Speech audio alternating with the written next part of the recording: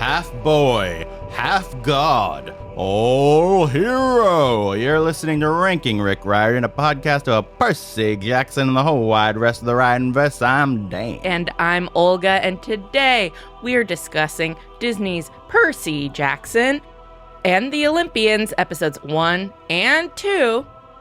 Ranking Rick Riordan is available on youtube.com/doingok and podcast services around the world. Now let's get into some housekeeping. Yes, first off, Clara is not here, sadly. We have a curse on this podcast. Don't say that. Don't bring that juju in here. She now has had an eye problem. Now, longtime listeners might realize that I had some eye problems. I don't know what's going on with us. She seems to be doing okay. Hopefully she'll be back soon. It's on brand for us. Yeah. YouTube channel. Doing okay, yeah. yes. Hopefully she'll be back soon. But for right now, it's just the two of us. And so we're going to do what we can do. So if you haven't already seen, we did do a mini episode earlier this week where we talked about our first reactions to this.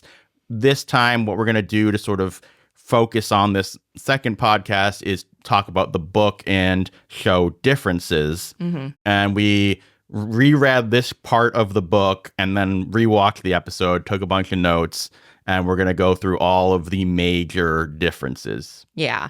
And I think this is our plan going forward as well, is to stay up to date with Lightning Thief and read the corresponding parts of Lightning Thief that match each episode. So watch the episode as it comes out, read the book, rewatch the episode, do a longer podcast. Yeah. I do like that you called it a mini episode. It's still over half an hour of content for people. Yeah. So, I mean, also just for going forward, we're probably going to aim for the, as soon as we can podcasts to be 10, 15 minutes. And then later in the week, do a longer one. Mm-hmm. But it's also, this week was special because it was 2 episodes. And so it also took longer to rewatch the episodes and to take the notes and to reread the parts, and everything is double what it normally is going to be. And Christmas was in the middle. So it is what it is. All right. Housekeeping done. Yep. What did you think on rewatch?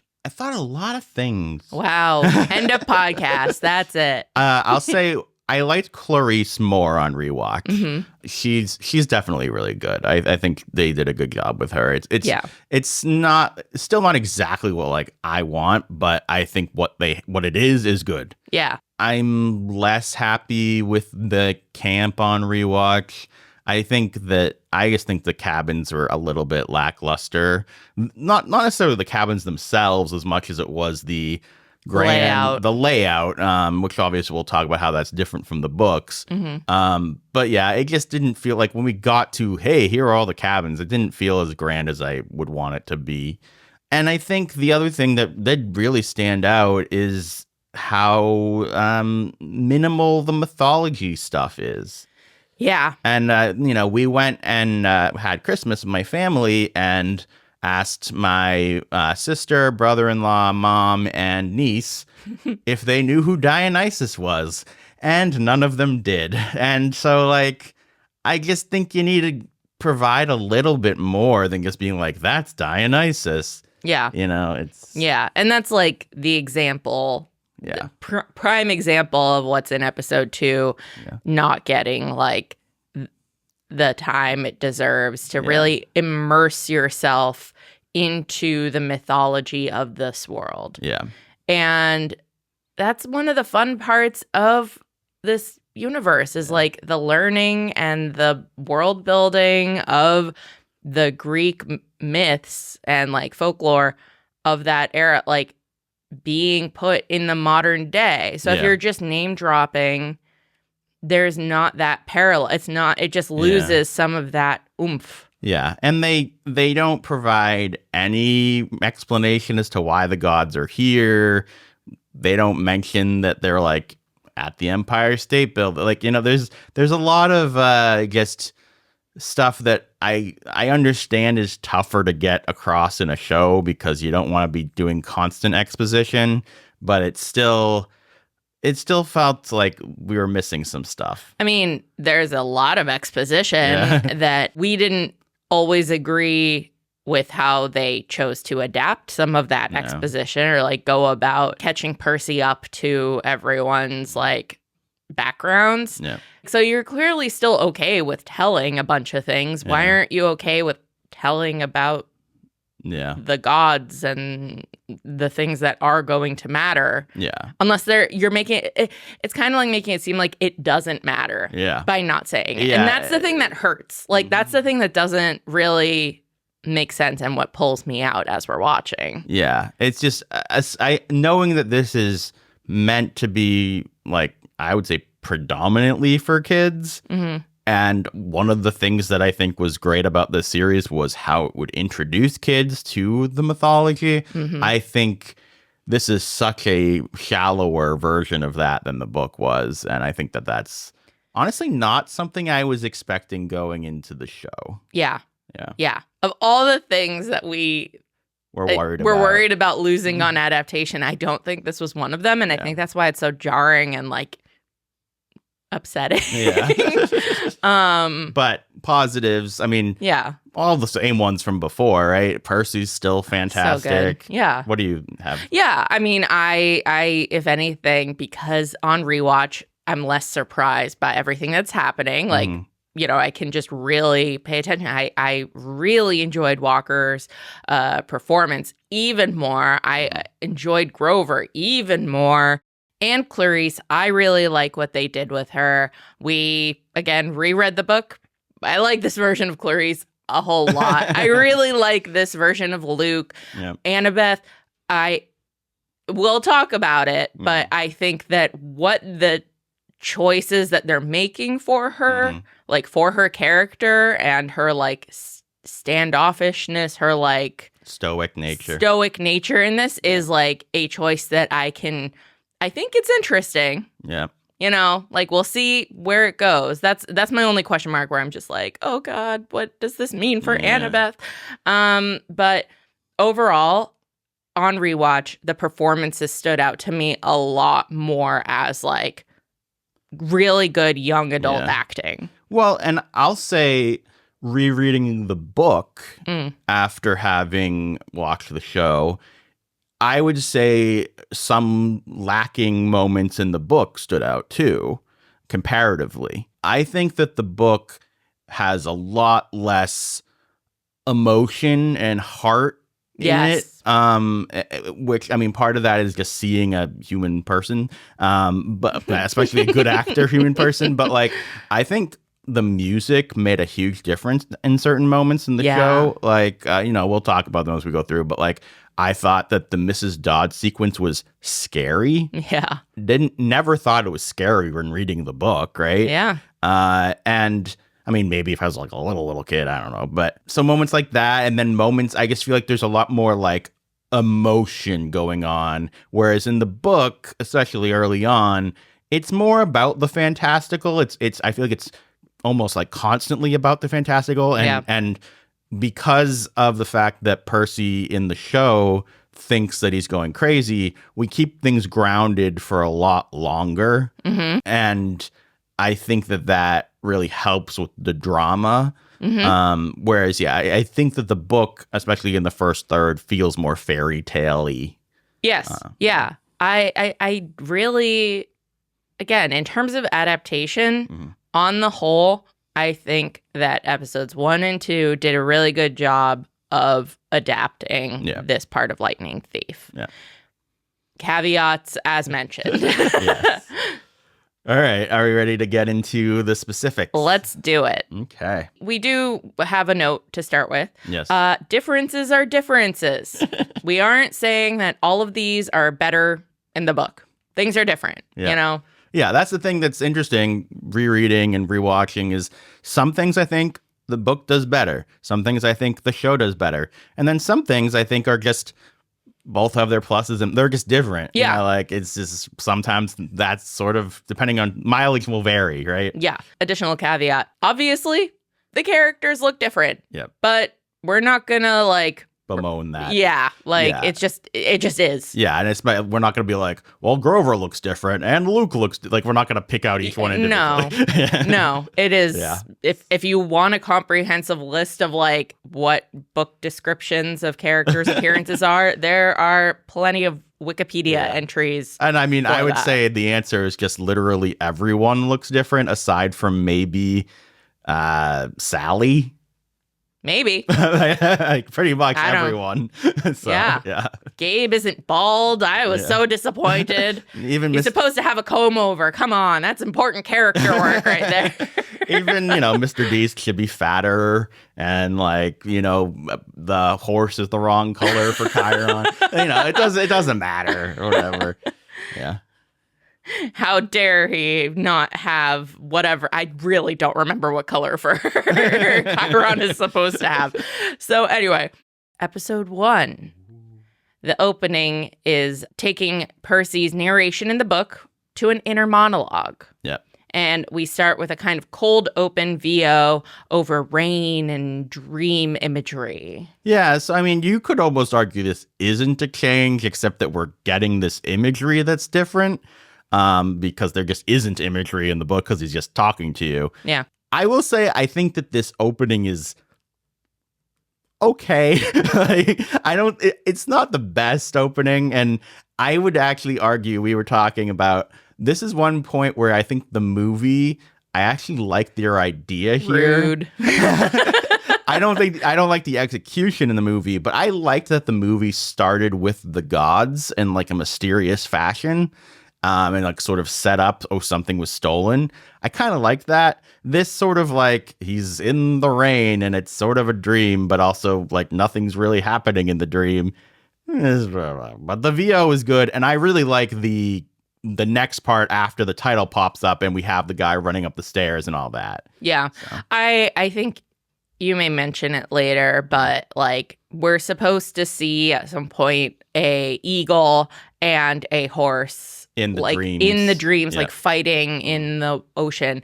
And at least to my eyes, it seemed like the dream where Percy was standing in the rain looked like it was supposed to be Montauk, which is like right on the ocean. Yep. So I kind of was, and it looked like he was watching something happening. So to me, in retrospect and in comparison to the book goes, I think he's supposed to be seeing this fight. Yeah. I wouldn't be surprised if it got cut for CGI budget or something. Yeah. So to me, that is the only negative where I'm like, I wish I knew what he was looking at a little bit more clearly, because him just staring into something and looking scared and wet in the rain, like it was missing a little. I also was like, is this supposed to, I don't think it is, but I was like, the first time I was walking, I was like, is this supposed to be like he's about to fight Ares here? Like, I didn't like... I don't know, but I don't think so. It didn't look like the right location to me. Yeah. But I don't agree with you about wanting to see Zeus and... You don't agree? No, it's Percy's perspective. That's fair. I think that breaks it. You need it to be all about Percy. It's his VO. Like that, no. There needs to be a consistency. But I definitely agree that if we got the eagle and the horse, that would have helped this a lot. Yeah. Again, mythology a little bit, like representative character, and like also animals for these gods. And vague enough for most people watching that it's just like interesting. What? Yeah. Yeah. All right. So the show delves more into Percy seeing things that aren't there. Rather than him setting off cannons and exploding the aquarium. Yeah, like magical things happening around him. Yeah, and I think that he's causing. This was a choice, I would argue, to sort of ground him more and be able to keep up the thing of like, oh, maybe it's all in his head longer, which I do think, like we talked about, makes it a little bit more dramatic.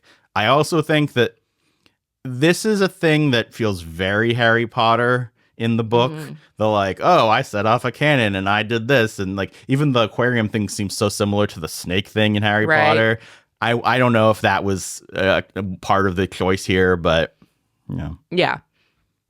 Grover in the show, he's a lot funnier, we think. We both really love the line of, the one thing I know about bullies is you should never stand up to them. And then Walker responding with, that doesn't seem right. Like they have a rapport where Grover is still a little cowardly, Yeah. but like He seems a lot more grown up, though. Yeah. Honestly, he doesn't seem like a child. yeah. Well, he's in his 20s. Yeah. Another thing we noted is that they seem to not have Grover have a disability or have Percy think that Grover is disabled. Yeah, which is an interesting thing. That might have been a purposeful choice. I wouldn't be surprised if some people were like, having this character who's disabled and then they're not disabled isn't great. It's one of those things with disability representation can be complicated, because even if he ends up not being disabled, I can still see some people being like, oh, I connected with that character because that had that, and also like Percy connected with him for having disability because he was dyslexic. So like I don't even know if we consider dyslexia a disability or not. But, well, yeah. Again, things have changed in the like many years that this book has been out as well. But it was just a surprise, I would say, especially because I believe in the movie he's actually using crutches. Yeah. Which I don't think is in the book, but they do mention that he seems to have a disability. Yeah. So, again, a change. Yep.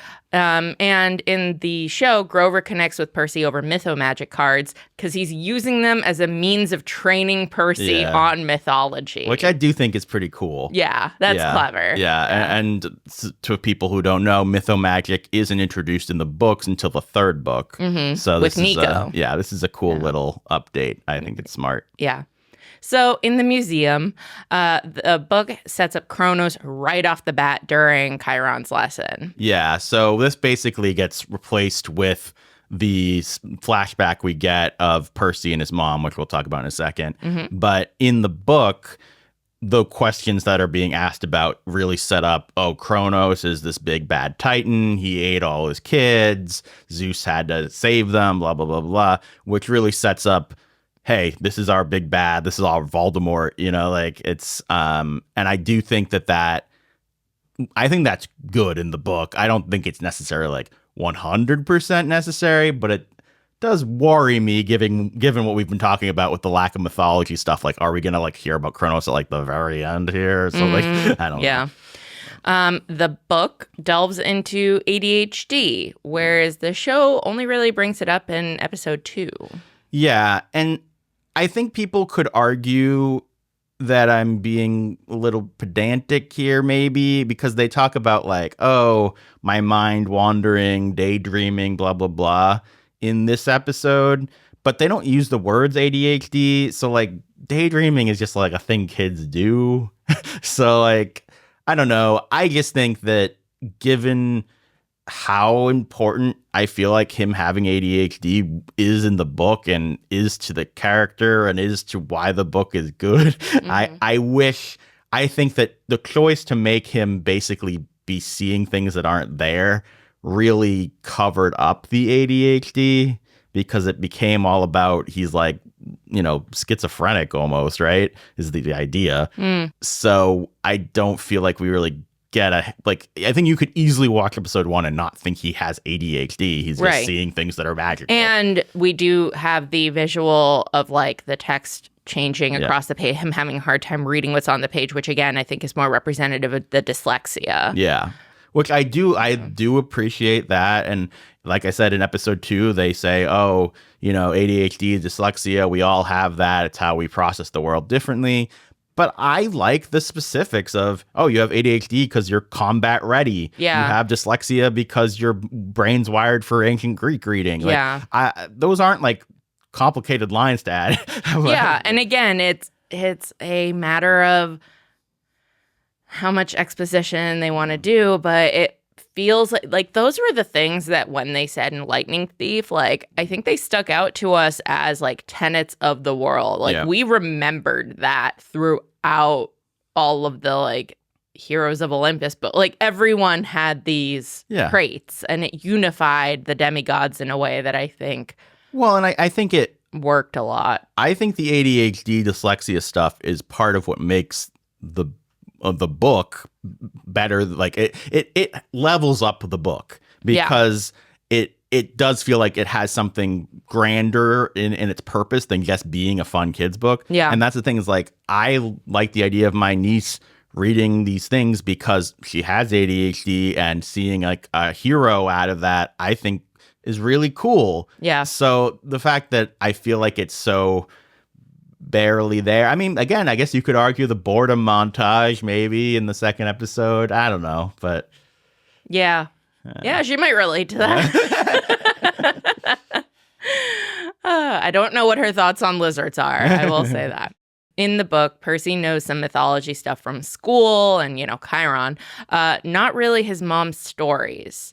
Additionally, about Chiron, he emphasizes how much he expects from Percy in the books. He really has like high expectations of him, and he makes Percy care. Like Percy tries hardest in his classes because he doesn't want to disappoint Chiron. Yeah, they get a similar-ish vibe going, but I do think that in the book it's really nice that there's more of an academic aspect that I think is nice here, where Percy really feels like no one ever expects anything from him. He doesn't feel like he's capable of anything. And Mr. Brunner being the first person to actually think he's capable and expect something from him is what makes him try so hard. And I think that's cool. I understand like trying to, streamline some of this, but and and the whole thing of the mom being the one rather than him is interesting. It's to me, that's one of those things that just is different. I don't know which one I would say is better. Yeah.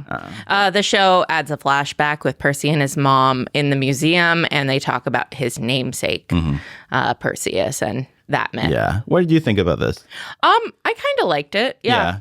I like it too. I think the namesake thing is good. I'm not a huge fan of the whole like keep fast or whatever, because that comes back later in another line that I don't love. I struggled.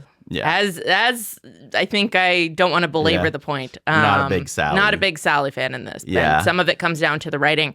Didn't really love her speech about that. Yeah. And didn't really feel the like emotional oomph of that when they tied back to it in the end of episode 1. Yeah. But I could see that being a me thing. Yeah. Like, and the thing is, the part of that I like the most is I think straight from the book, as far as he has a happy ending. That's why I picked Perseus, and I think that does have a good emotional oomph to it. Yeah.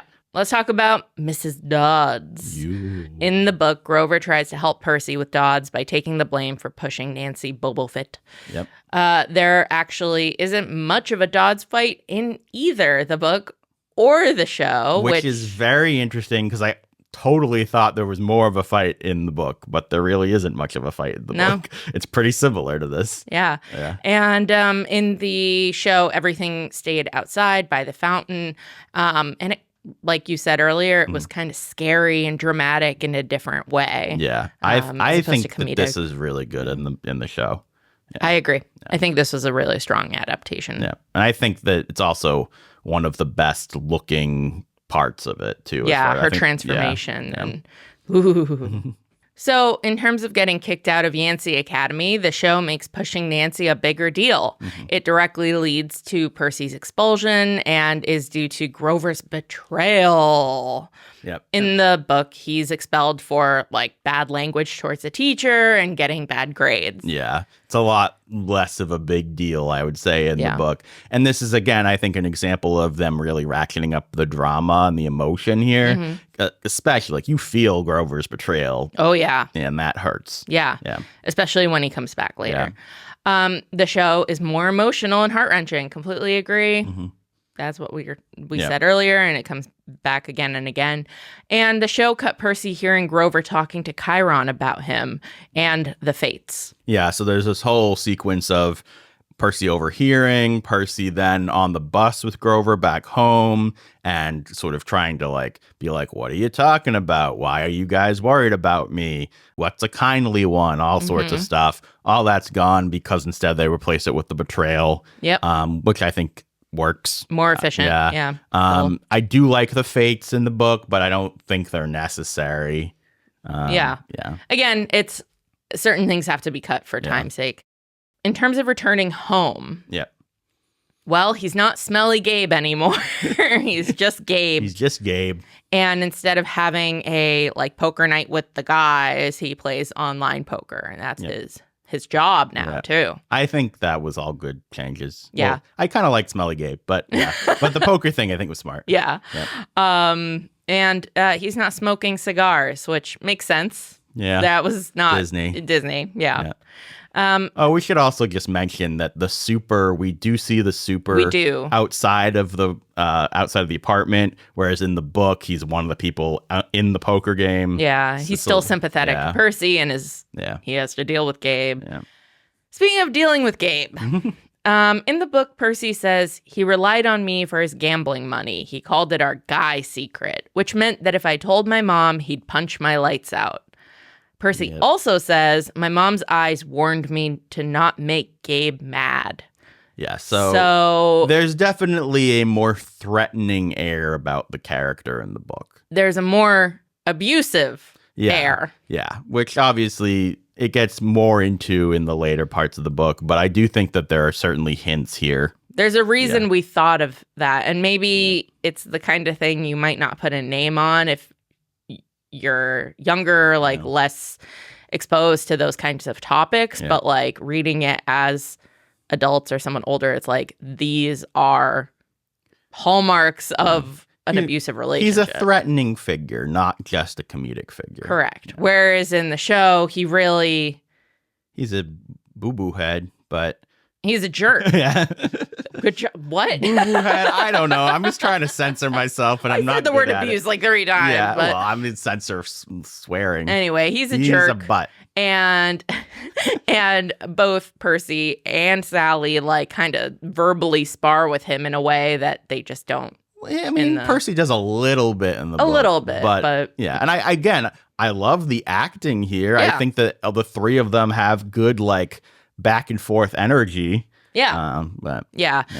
In the book, Percy has a line where about Sally, he says, "I've never heard my mom raise her voice or say an unkind word to anyone, not even Gabe." This Sally, again, just very much raised her voice. Not the Knicks, Gabe.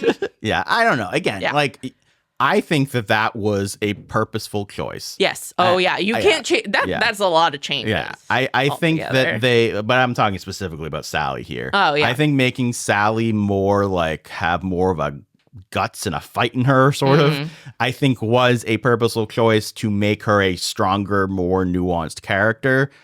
I personally am not a fan of that change. I think that she becomes a stronger character throughout the story.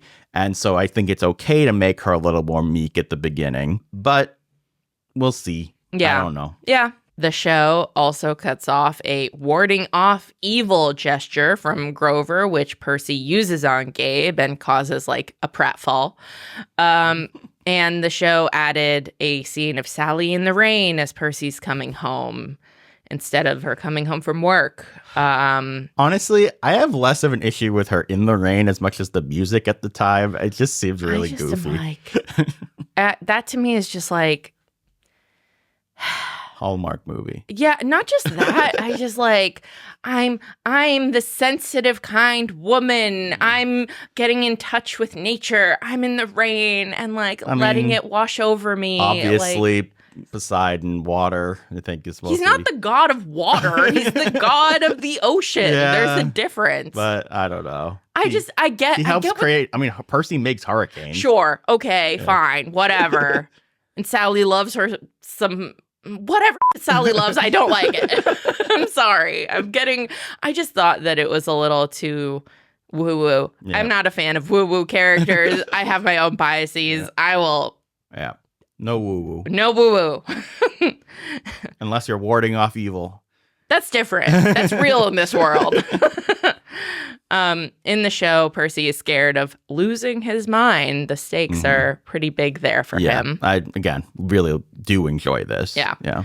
So in Montauk, the show makes Sally active in telling Percy the truth about him. In the book, she wasn't planning on telling him anything. Chiron and Grover hadn't contacted her about Mrs. Dodds. Yeah, so like she was vaguely aware of, she was aware of the camp, and I think she was vaguely aware of like Grover and Chiron, but it's much more vague that she doesn't already know what happened.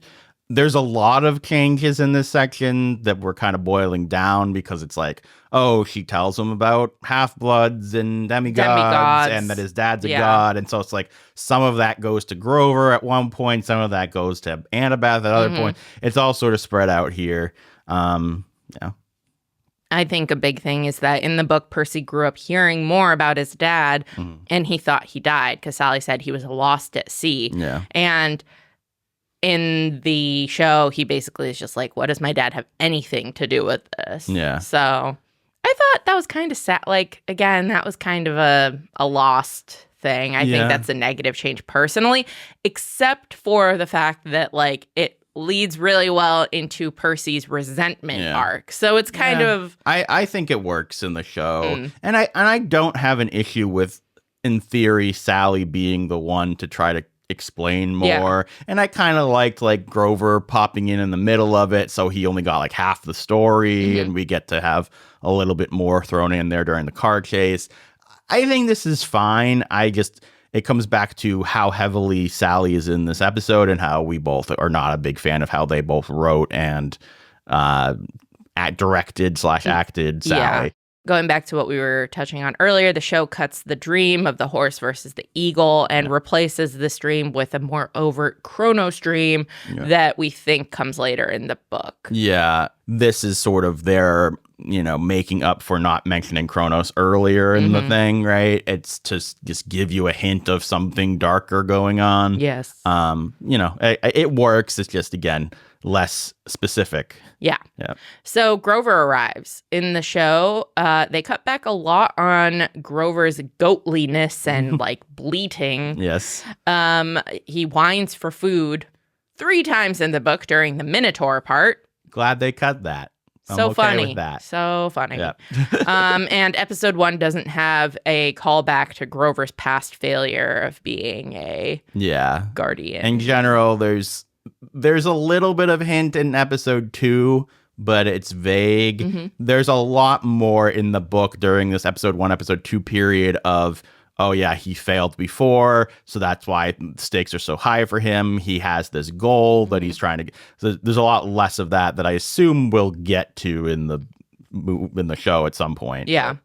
So for the Minotaur fight, in the show, Sally makes Grover swear he'll protect her only son. And we have the lines of, "You are singular, you are a miracle, and you are my son. Hold fast, brave the storm." Yeah, I think this part is overwritten. Yep. Very dramatic. Melodramatic, in my opinion. Yeah, and it also slows down the action with how much back and forth they have. This is... some people will like this. We don't. Yep. I think we need to... We've made that clear. Show Sally tries to hold off the Minotaur and use the smell of Percy's jacket to distract him. Whereas in the book, Percy uses his jacket to fight the Minotaur. I do like this. Yeah, I'm good with this. Yes. Book Sally points out that the Minotaur doesn't want her. He wants Percy, so it's okay to leave her behind. During the Minotaur fight, Percy doesn't have a sword. Yeah. So the sword is an interesting aspect that in the book... by the end of where we are in episode 2, when he's about to go on the quest, he still doesn't have Riptide. He only ever had Riptide fighting Mrs. Dodds for half a second. Yeah, and then gives his pen back to Chiron. So I believe Chiron gives him Riptide to go on the quest with. And so, they definitely brought Riptide in much earlier here. I think that was a smart choice. I agree. It's good for the imagery of marketing the show, honestly. Yes, exactly. All right, episode 2. Waking up, show Annabeth says, "You drool when you sleep, all creepy like watching as him. The lightning goes, and it's storm. Was it a nightmare? Whereas it's much, more of an aside in the book. Yeah. It's more humorous in the book. Yeah. The book Percy wakes up on the porch instead of in the infirmary, and Book Grover whines and moans and sniffs like a loser, according to Dan.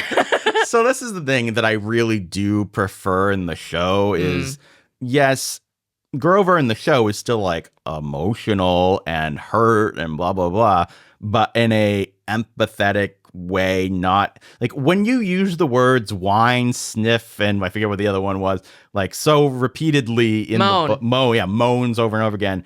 Those aren't endearing words, especially when Percy's the actually injured party and he's not doing that. Yeah. It makes, to me, Grover feel annoying. And it feels like he's the baby on the trip instead. And I understand that was kind of purposeful, but it did not make me like Grover in this book. I think the show is doing a good job setting up some cowardly tendencies for Grover, but he's not a sad sack. Yeah. He's not a little... I just don't think he's a little kid. I feel like he feels like more of an equal with Percy. He's just a more cowardly person. Yeah. Yeah. Yeah. And in episode 2, they even set up him trying to like overcome some of his cowardliness. And we have an arc building for Grover instead of like what's going to be more of a thing of like, he's scared, he's pathetic, as it is in Lightning Thief for longer. I mean, if you haven't been around for a long time, you might not know that like Clara and Olga both really don't like Grover in some of the earlier books. I don't have as much of an issue with him. I especially do like his arc throughout those books and where he ends up in Trials of Paul and all that stuff. But I do think that there's some frustrating parts about the character. You're the one who called him a loser. I mean, yeah. And in the show, Percy is kind of upset with Grover as well. So there's more to come back from. Yeah. Whereas he's really like sticking up for Grover throughout all this in the book. Yeah. And the show also cuts out nectar and ambrosia as like healing. Yeah, do you think we'll just never hear about them? Probably. Or they bring them up later, maybe when they I think it'll be like after a fight, it'll be like, here's some ambrosia. The thing is, because of the water, it's like, do you even need that? I mean, other people will. Other people, yeah. We'll see. Oh, no, I think it'll be cut. Yeah. For the scene of meeting Mr. D, the show has Percy meet him, and there's a funny joke about him being Percy's dad. Show Percy is very focused on finding his dad, and book Percy meets Mr. D with Chiron and Annabeth already there. So yeah, so we don't get that whole interplay. We get some other stuff and some other like funny stuff, but I very much do like the show's sort of joke about I am your dad and Peter Johnson's here and all so that. Good. I think all that works well.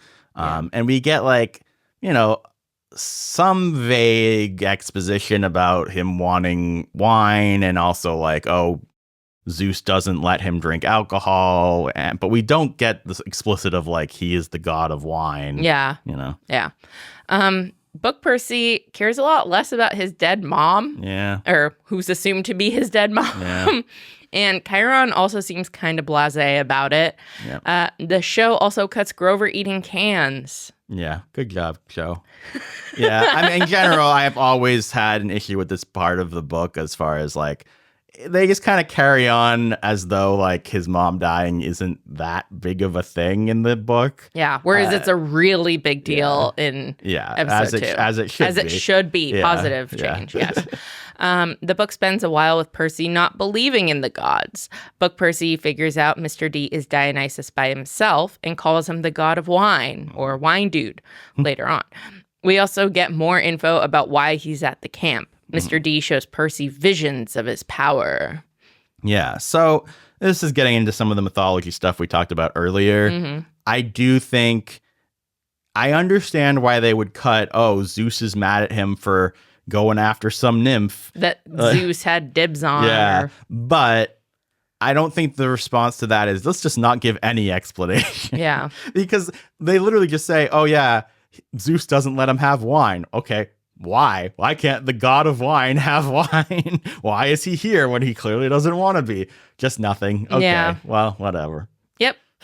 And in the show, Grover is the one who tells him that he's Dionysus. Yeah. And I'm kind of just like, do you feel like stuff like that is because it's like, well, if you've read the book, you know the answer. And if you haven't read the book, maybe you won't even think to ask the question. You know what it brings back to me a little bit? The fact that our niece tried to read Percy. I mean, she's young. She's 8. Yeah. So a little younger than I was when I was reading these books, all of that. She hasn't had like her unit at school on Greek mythology yet. But for her, she said the beginning is kind of dense in terms of like keeping track of the Greek gods and like what the mythology means.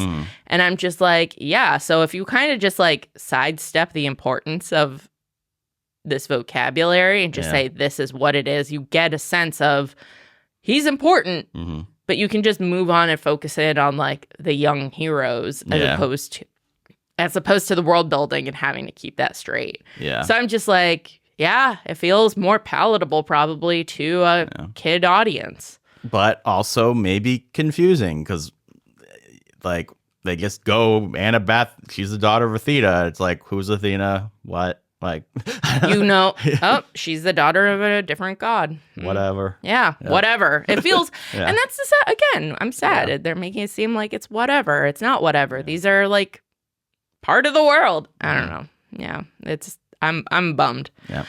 I did like that in the book, Mr. D like showed him visions of turning people into dolphins and making people insane and things of grapevines and all that stuff. And I think a few flashes of some of that stuff would have been really cool because those visuals are something that I think would stick in people's mind, where even if they don't like remember everything about Dionysus, they'll remember, oh yeah, he's the one who turns people into dolphins. I mean, that would be that would be kind of crazy. Yeah. But, I mean, even just seeing like wine and hearing well, like the screams of the crazed, I don't know. Yeah. Well, I even argued like maybe they should have just like cut to some shots, like ancient shots of art or whatever, showing who he is in the museum. Maybe. Yeah. It would have been. That would have been interesting. Like a little animated version of that, something, you know. It also maybe would have tied nicely into how Percy, as a kid, would always see things that were weird, and how previously in episode 1 he was like, "I'm losing my mind. My brain is broken." Yeah. It kind of continuing with that of like, no, they're making you see it. You are seeing this. It's real. Yeah, Like, I mean, there's ways of doing it, and I admit the things I'm thinking about are cheesy, and there's probably better ways. But like, even the fact that they set up Mythomagic, you could have cut to like Mr. D's Mythomagic card and like been like wine, blah blah blah. Like you could have done like, you know, I joked in the other video about we needed Pokedex entries. You could have done between like the animation of the ancient stuff, statues, Mythomagic. I think there was just some way of being like, Doom, this is who this person is. Here are 3 bullet points. Moving on. Like, yeah, that would have. Yeah. Again, I agree. I wish there was more mythology explanation, and then you have some good, in-world kind of suggestions for it. So, Book Mr. D is annoyed at Grover's failure, but Show Mr. D tells him he did his job and not to overthink it. Yeah. Mr. D is also more emphasized as like important to the satyrs. And why they listen to him. I wouldn't necessarily say one version of Mr. D is better than the other version versus book versus show. It's just a matter of taste, I would say. Yeah. The show cuts the Western civilization stuff. It doesn't really account for why the gods are in America at all. Whereas in the book, they talk about the gods moving with the great power of the West. So this was always going to be a touchy area. Yeah. It's something that when we did how to improve Percy Jackson, we said maybe cut back on this, maybe cut it completely. And there you go. And they did. Having just reread that part and, noting that there is no explanation in the show, I think that there was a way to water it down what they did in the book and still have it work for the show. So at least, I think just saying they move with whatever the great power and center of art in the West is, I don't think that's problematic. I mean, maybe people can disagree with that, but you don't have to be like Western civilization is the best thing ever. Yeah. You can just say that they move with the center of power, because at least then it's like, well, why are they here? What does it mean for them to be in modern time? Yeah. Again, just kind of cutting back on the god, talking about the gods directly. And in the book, Percy asks if the underworld exists. Which makes a lot of sense to ask. So, Camp 101. The show doesn't really give us a very deep look at the various parts of camp. The book cabins are arranged differently and surround a huge area like a soccer field, the size of a soccer field. I had such an image in my head of what the cabin layout is, and it's always been kind of like a quad in a campus. Yeah. And having because the whole thing is that they have the 5 men on one side, 5 women on the other side, and then Zeus and Hera at the front. And this was much more of like a circular woody area. And we only really get the glimpse of like, I tried to count it and I should have told you, but I think it was like six cabins. Yeah. And it's not grand. Yeah. It's just kind of like quick. And again, I think that's kind of a budget thing. Yeah, but I just like, this is so key in my opinion. Yeah. Like this is like, not getting Hogwarts right. Like, I don't know. I'm okay with like, I understand you're not going to have the flaming climbing wall or whatever, because that costs a lot of money for half a shot. But the cabins I just think that could have been handled a little bit better. And like, yes, we get, I'm not saying like we get nothing. We get the archery scene, which I think is good. We get the Hephaestus cabin thing. Forge. Again, they don't say, oh, Apollo, they're the ones who are good at archery. Oh, Hephaestus, they're the ones who are good at whatever. It's a quick montage, basically. In the book, Annabeth is the one introing Percy to Hermes' cabin, and she's the one giving him a tour of the camp. Mm-hmm. She's explaining monsters regenerating, ADHD, dyslexia, and godly parentage. Yeah. So he doesn't even like think his parent is a god at this point in the book. Again, he doesn't buy it. I do think moving things along in the show was smart. Yes. And they kind of divide this between Chiron and Luke a bit. And I think this is probably mostly a good change. I don't think one's necessarily better than the other, but it does connect us more with Luke, and considering he's not going to be in any of the other episodes, probably. I think it's smart to give some of this to Luke and again build on their relationship more. Book Annabeth is a little standoffish and mysterious, but a lot more forthcoming than show Annabeth. I think standoffish and mysterious is more show Annabeth, honestly. I feel like there's I was trying to say, I think there's a sliver of Venn diagram between the show and the book, right, as far as Annabeth character goes. But I think that she was way more talkative and way more forthcoming in the book. Yeah. And I mean, she actually like interacted with Percy in the book. Yeah. And in the show, she is much more both stoic and I would say like the silent type, or what's the word? She's just like observing him from the shadows. He calls her a stalker and she's just like, I'm observing you. She is watching him, but not talking to him. Yeah.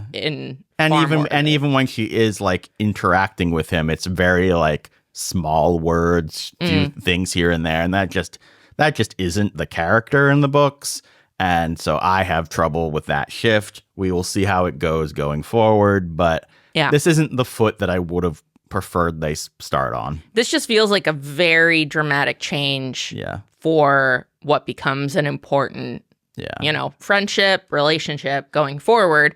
So to me, this is just like a capital C change because they're taking what Annabeth had in the book and really giving it over to Luke. Yeah. I mean, maybe the thought process is this gives her more room for an arc if we start her off as so analytical and not like, I think personable. You're right. Yeah. Maybe that by the end of the season, I'll feel differently. But I mean, I think that's the thing where it's more like calculating of like, we really only have Luke for this much. We're going to have more of Annabeth and Percy on the quest. So let's move that over and just barely introduce her here / set up how she is smart. Yeah. Speaking of Luke, Book Luke is more bitter about his dad being Hermes and his removal from his life, or absence from his life, I should say. Show Luke is more of a friend, while Book Luke is more counselor-y, mentor-y. Yeah, I mean, and this, I guess, is subjective, but, like, when we have the scene where Percy in the show is like, I think they really like me, like, I have real friends here. I don't know that I think the book Percy would have said that. Yeah, like, like, he's connected with Luke, and he likes Luke, and thinks Luke likes him, but, like, they're not like besties. He's really more of a mentor. Yeah. Show Luke talks about glory, which gives Percy more of a direct episodic goal. If he gets good at stuff, he gets glory. Bullies will respect him, and his dad will have to claim him. Very smart change. Yeah. And Show Luke sympathizes with Percy over losing his mom, which again, there's more emotion here. Yeah. I appreciate that. Yeah, and I think the episodic goal thing, that really is an adaptation thing where you don't want things to feel like they're meandering, whereas I feel like in a book you can kind of just be like, we're just world building right now, like, you know, we're just showing you the camp. Yeah. But In the book, Luke trains Percy in sword fighting, and Percy wins against Luke after splashing himself with water. And then after the water runs out, he loses. Mm-hmm. I think this is a great scene in the book. I think it's a bummer to have lost it. Especially given the fact that we see, like, Percy not succeeding at so many things. Yeah. But again, I think it's because they're saving it for the end. Yeah. It's a matter of it only being like a certain amount of runtime and a certain amount of like, they have to be, what's the word I'm looking for? Like very economical. Stingy. Thank you. I was saying stingy. Economical is a nicer way of saying that with their scenes and story. Yeah. It's just a bit of a bummer. Especially, I do think it would have added to, like, how is Percy doing so well against 3 opponents? But I guess you don't really need the answer to that. It's just he's one of the he's a demigod. He's a forbidden kid. Yeah. Whatever. He's gonna be good at this. Yeah. All right, I'm gonna pick up reading this. So with the Clarice scene with the bathroom is actually like pretty similar between the two. Not a huge amount of changes here. The book happens during the day and is more about like, oh, it's our initiation ceremony for the newbies. Hazing. Yeah. And in the show, it's more about, first it's at night. Clarice wants him to admit that he didn't actually kill the Minotaur. So it's a slight difference. But as far as like what actually happens, it's basically the same thing. Yeah. I really... do you put it later about like how cheesy Clarice is in the book? There's a hint. Yeah. So then I just have a few added scenes here that are in the show and not the book at all. We have the scene with Grover going to the Cloven Alders and meeting his mom? ? Maybe just a mentor? Yeah, some dryad. Yeah, interesting. Mm-hmm. I don't know that I needed this, but it didn't. It was fine. It was fine. Grover talking to Mr. D and Chiron about Sally not being dead. In the book, they don't seem to even know. Mm-hmm. In the book, we hear about his searcher's license and his goal to get a searcher's license, whereas here, that's not going on. I think that, like you said, it's kind of nice for him to have a bit like more going on during this point. Personally, I would cut all this and given the Luke sword fighting scene, but. Percy makes a burnt offering to his mom. In the book, he asks his dad to reveal himself via the offering, and there isn't that whole mom stuff. Mm-hmm. The mom stuff, really, really good. Yeah. I have the quote here of, I'm going to make him come down here. I'm going to make him see me. I'm going to make him see both of us. Walker just kills this. I adore this scene. Like, chills. I had chills seeing it the first time. I had chills on rewatch, like goosebumps level of like, I feel this. I care about this. Very powerful. Yeah. Now, asterisk, and people are going to be mad at me about this probably. Why does he think his mom can hear him? The burnt offering is to give it to a god. He hasn't even mentioned the underworld ever until the end of this episode. I understand you can just make the leap in logic that he's hoping, hey, if it works for the gods, maybe it'll work for her. Yeah. I just think if they at least said the word underworld before this, it would have been nice, but whatever. We also get Percy's boredom montage during Capture the Flag, which is the best. Adore. Yeah. Moving on into some more exposition stuff. In the books, Ares Cabin won the last Capture the Flag game. In the show, Annabeth / Athena Cabin, but mostly just Annabeth, won the last 3. Because.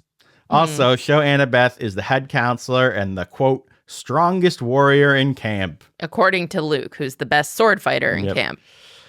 I just really am not a fan of any of this. This is just such, like, girl power bad writing, like how to write a strong female character poorly.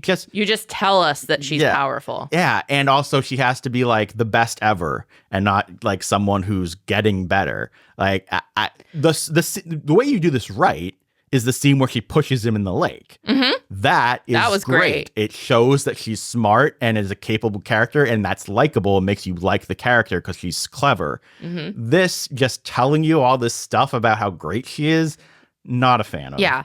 I mean, I think, was I the one who pointed out how it's kind of seems like a change in order to make it clear that she doesn't need Percy in order to like succeed? Yeah.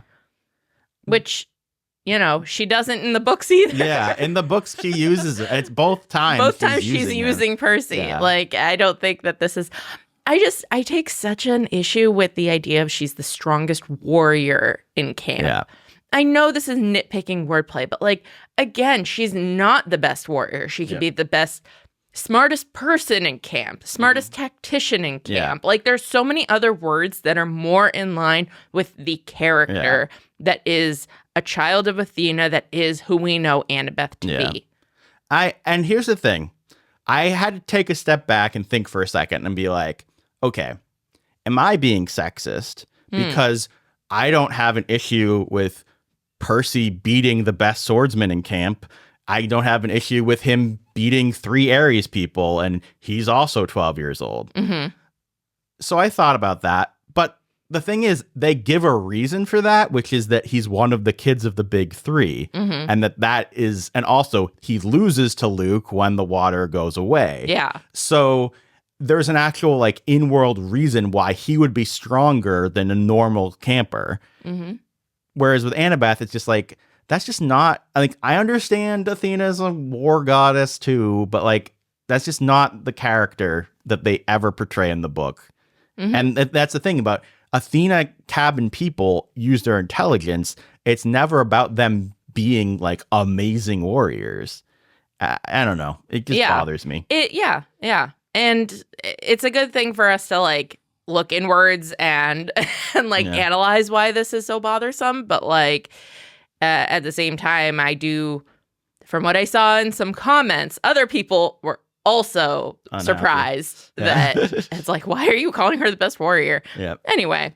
Also, I noted that book Annabeth has more of a crush and like, deference to Luke. Whereas in the show, they seem more like equals. He does call her his little sister, but as far as the way they interact with each other, he's very much like taking her lead and all that stuff.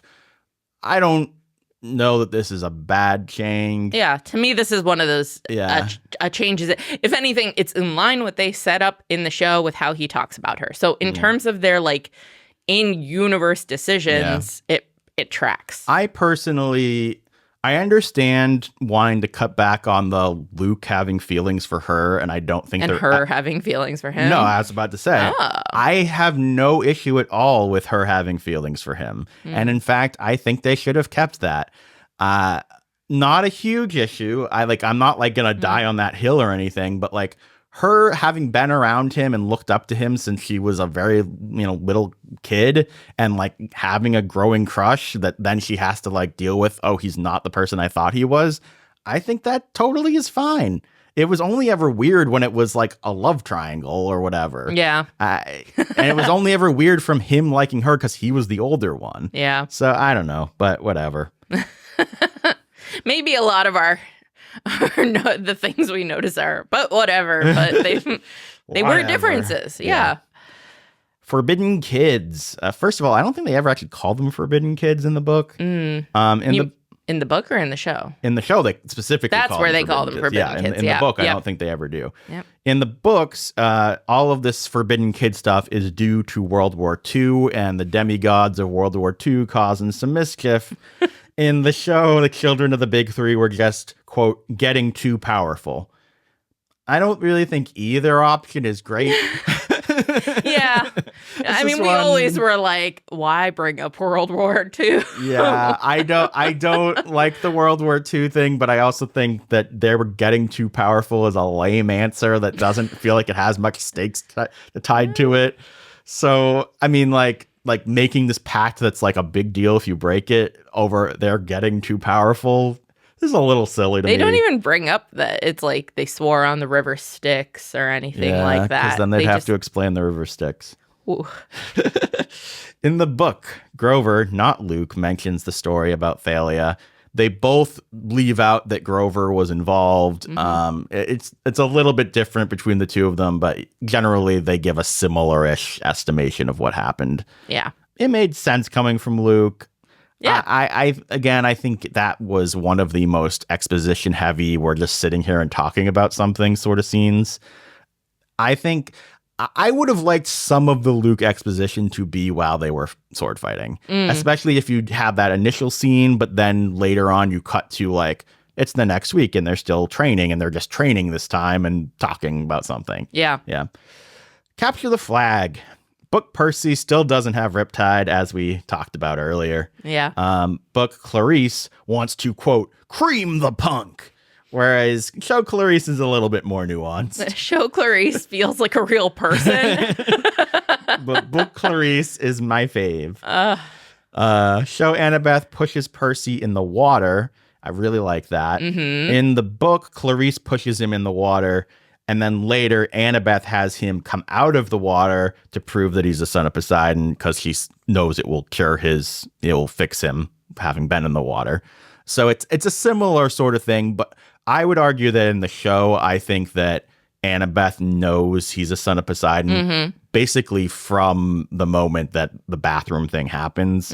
Whereas in the book, I don't think she knows until this moment, which I think is probably a good change and also could be an argument for why she's more standoffish towards him if she thinks he's a son of Poseidon from the very beginning. Yeah. Well, because that ties into your last point of how in the book, Annabeth is pissed once she realizes Percy is a son of Poseidon.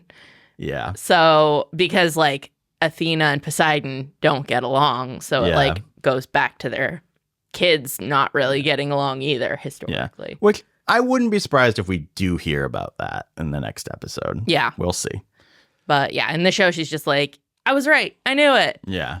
Which I understand being happy you were right. Yeah. I also say, I mean, there's always been a little bit of like little kitty, like we just have to like suspend. No, I was going to say we have to suspend our disbelief that everybody doesn't just immediately know he's a son of Poseidon from the bathroom incident. Yeah. Because like, what else would he be? God of the toilet. Like it's a little silly that Book Annabeth doesn't immediately go, oh no, he's a son of Poseidon. Yeah. If anything, the show is actually like, yeah, she's the smartest person here. Yeah. Clearly, she understands what's going on. Whereas in the book, it's like, she's the smartest person here, but she doesn't see what's in front of her. Yeah. In the book, a hellhound attacks at the game, summoned by someone from inside the camp, setting up a traitor in their midst. Understand cutting this budget and all that stuff. Yeah. And again, just having it be very cohesive in being more about like Percy and Annabeth and the quest and like getting somewhere more efficiently. I do think the Hellhound helps with the stakes in the book as far as like, okay, things are going wrong. This isn't normal camp time. Yeah. You know? Book Percy dreams of Zeus and Poseidon fighting and Kronos calls to him, whereas show is still just having Kronos trying to connect with him on a more like, oh, I understand you, blah, blah, blah. Now, as far as handing out the quest goes, leading into the quest, I think things feel a little bit more dire in the book. We have the whole thing with the Hellhound. It's raining in the camp, despite the fact that that's never happened before and that's not supposed to be able to happen. They talk about how the bolt is like a nuke and like go more into the details of how that being taken away is a huge deal and not just a symbol, whereas that's kind of, they say it's a symbol it's of a symbol power. of Zeus's power. Yeah. So I personally feel like I like the drama level there. The stakes. Yeah. They make it much more emotional level in the show. Yeah. So yeah, I'll also say, so Book Mr. D ends up leaving camp, and he's not part of the discussion when they give the quest in the book, whereas in the show he's like one of the main ones here. And in the book, Chiron is the one who gives him the quest and then sends him to the Oracle. I really hope the Oracle is not cut. We will see at the beginning of the next episode. You think he's cut? She's cut. Yeah. Which would be ridiculous because that's supposed to tie into Luke and all that, but like and Rachel, and I guess they could just make it into not every quest needs the Oracle and the Oracle will show up later. I'm scared that they're gonna cut the Oracle. I am too, and I think that would be a mistake. Yeah. Hopefully we're wrong. Yeah. Book Percy is totally willing to go on the quest just to stop the war / save himself from Zeus / save the camp, which he's very invested in right now. Yeah. A part of him hopes he can rescue his mom from the underworld, but that's more of like a side thing. He thinks she's dead, but maybe he can rescue her spirit or something. Whereas in the show, Percy is convinced specifically by Grover telling him his mom is alive. I don't know which one's better here. I don't know that I guess it's more emotional to make it about his mom very specifically. Yeah. I would say it's a little less heroic, which is interesting. I think it'll set up Percy nicely for a arc again of like being a selfless hero over time. But they are, again, giving him like a set of stakes in episode 2 that like therefore gives him more of a beginning, middle, and end to get him to go on this quest. So again, it's something that I think is more like palatable in a way for an audience. Again, it's efficient storytelling. It is good storytelling. It's just like the amount of pages that we have and giving him time to be in the camp, to care, to know about the gods, like all of this versus just like taking a sidestep and being like, I'm mad at my dad. Which will tie him more into Luke. It'll tie him more into, like, again, giving him a reason to go to the underworld. All of this just feels very smart. In getting us to feel for Percy, to feel for Sally, and they're making him a much more direct foil for Luke. I would say, which I think is smart. I think it's smart. I appreciate how important Luke is to him already.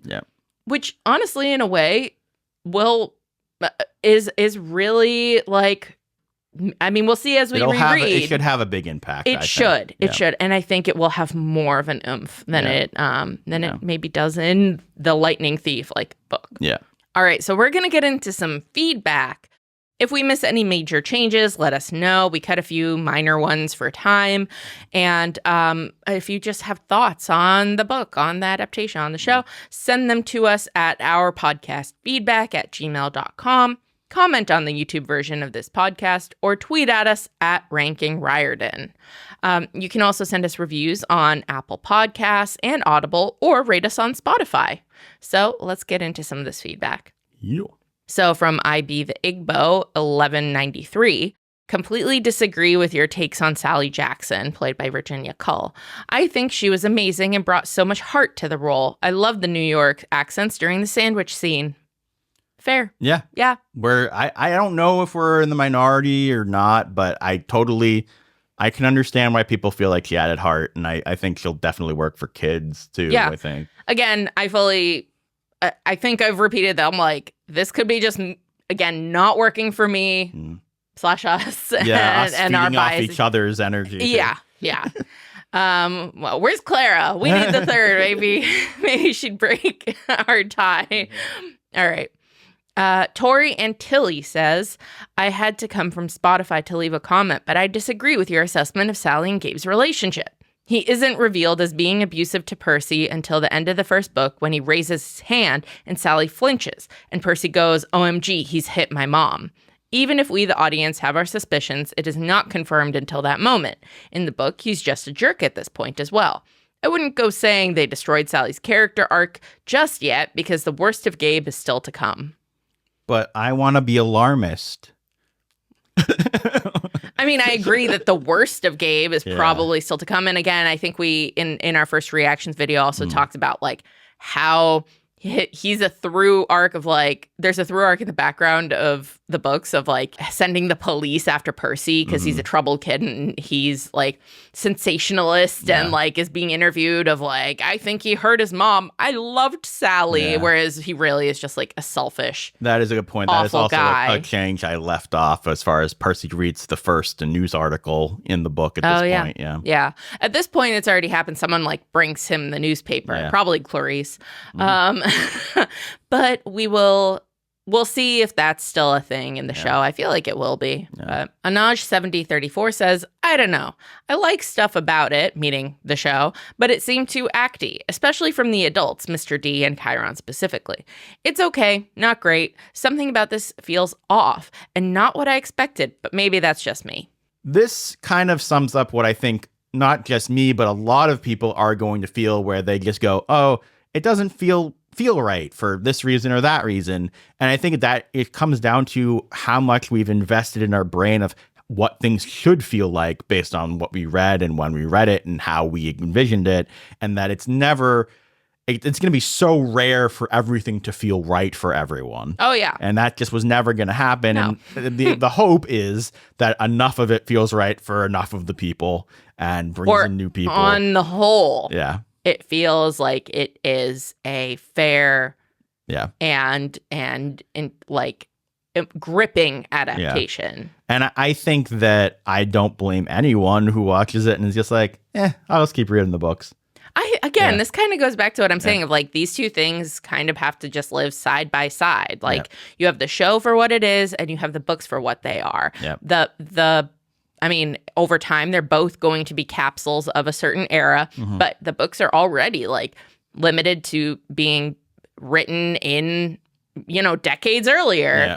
And the show is filmed in the early 2020s. Yeah. Like, it's a they are going to be emblematic of social mores and like styles and how we just like see what an adaptation of something ancient should be as well. Well, and I would say I think a huge difference is that the books are like 95% just Rick's vision, right? Right. I'm sure he got editing notes, he got notes from friends or whatever. Maybe that's 20%. I don't know. But like it's very, very much all in on him. Whereas the show, as much as he's involved or whatever, he is getting input from so many other people, including the actors and the way they perform the things. Yeah. And the directors and how they tell them to perform things. He's writing with other writers in the room. Yeah. And, and executives and all that stuff.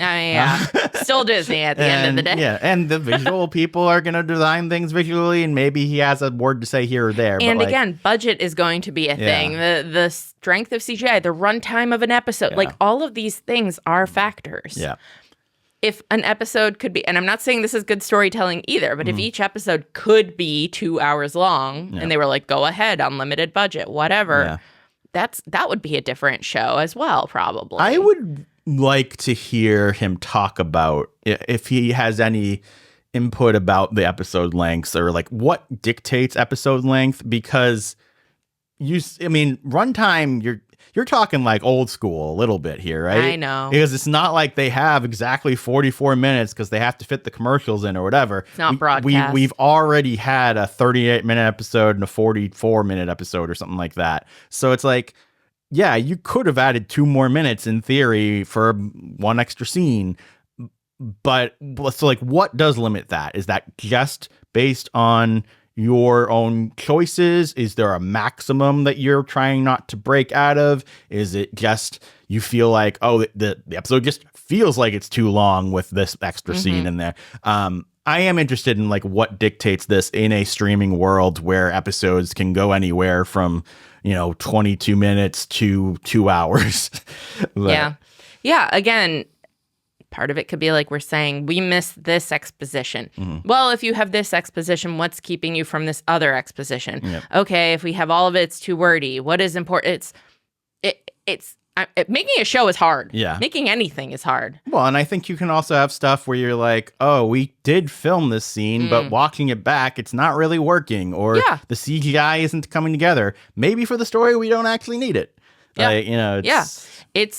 I would love to hear not just from Rick, but like from the showrunners, from other people who wrote on it. Just it seems like a challenge. And again, like the way Rick writes now is different from how he wrote Lightning Thief. Yeah. Like he's had so much time to grow as a writer and like change his mind, like what he thinks is important and like evolve stories that even I'm sure his input on how to describe characters and their emotions, if he was to fully release like a new edition of Lightning Thief, it would be different. Yeah, totally. So this is basically, I would argue, his new edition. Yeah. This is his like 2020s version. Yeah. So I totally agree. Not everyone is going to have the same nitpicks as us. Not everyone's going to be like bothered by the same things, and the things we like, not everyone's going to like. Yeah. But so far, I am enjoying how they're taking. Yeah, there's a good point is they mentioned Chiron and Mr. D, and I don't have an issue with either of their acting personally. Yeah. So. Yeah. All right. The last thing I just wanted to quickly mention is that we are planning on ranking the episodes to stick within our theme. You know, our namesake our podcast is called Ranking Riordan, after all. Yes, Ranking Rick Riordan. Oh, excuse me. Geez, she doesn't even know what show she's on. I was thinking of Twitter. Nah, that's fair. Well, so we're going to wait for Clara so that we have tiebreakers. Yeah. I'll say that for me, I would put episode 2 as number 1 right now. Yeah. Yeah. Yeah. All right. Thank you guys so much for listening / watching, whatever you're doing. Send us feedback, and may the gods be ever in your favor. Bye-bye.